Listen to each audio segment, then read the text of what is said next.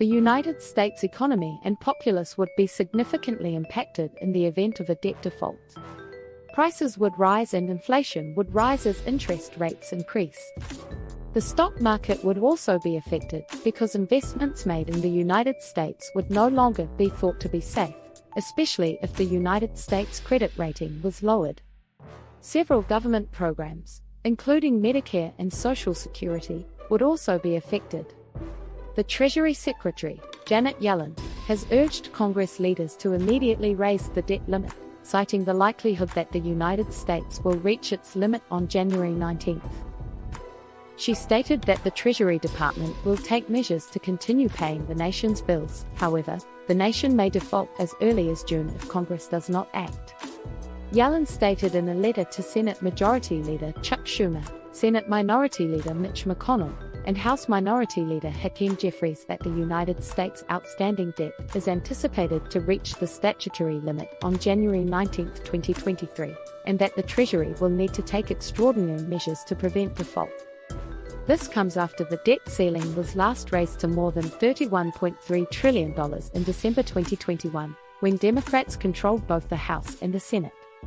Given the new Congress and the fact that the House is now in Republican hands, lawmakers may not be able to reach a consensus with all parties.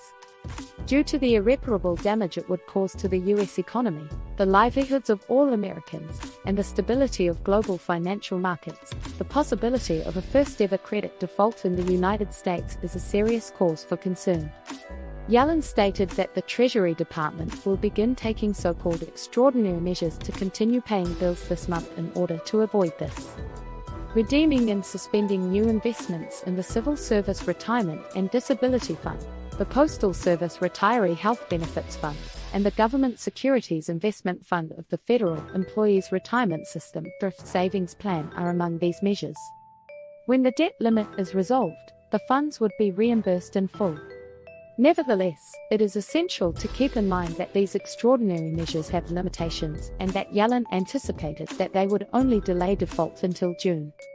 This emphasizes how important it is for Congress to act quickly to either raise or lower the debt ceiling. In her letter, Yellen stated that a variety of factors, including forecasting the U.S. government's payments and receipts months in advance, make the duration of these extraordinary measures highly uncertain. Despite the fact that raising or suspending the debt limit does not authorize new spending, the government is able to make payments on existing debt that has been accrued under multiple administrations. The debt limit has been raised by votes in Congress under Democratic and Republican administrations, including 3 times under President Trump. President Biden raised it for the last time in 2021. Kevin McCarthy, leader of the House minority, compared the debt limit to a child who has a credit card that is full and keeps increasing the limit.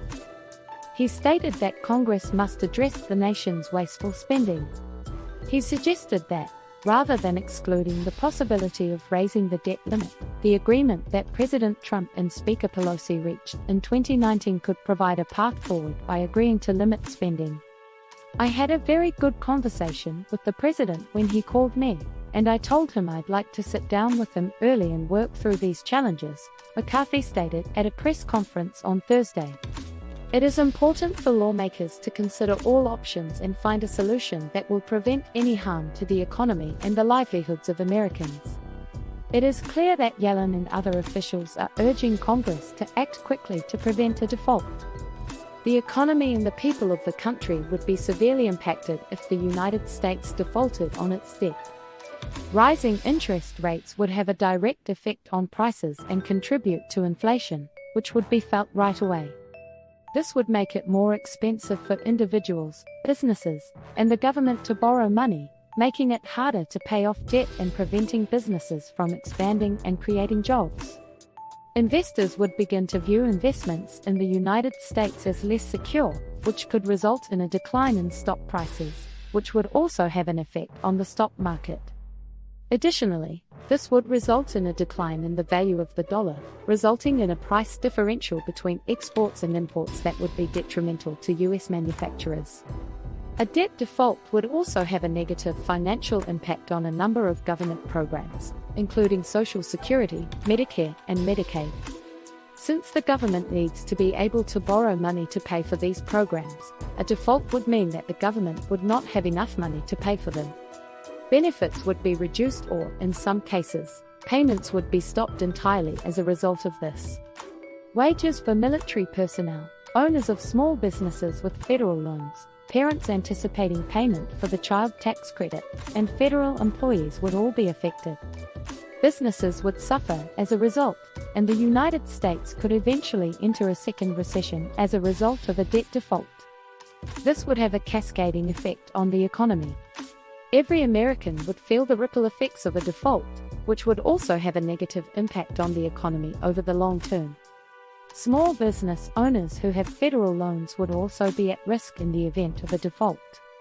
Parents who were hoping to receive a child tax credit payment would not be compensated, and federal employees would not be paid.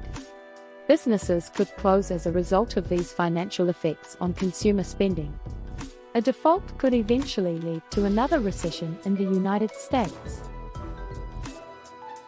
Thanks for watching.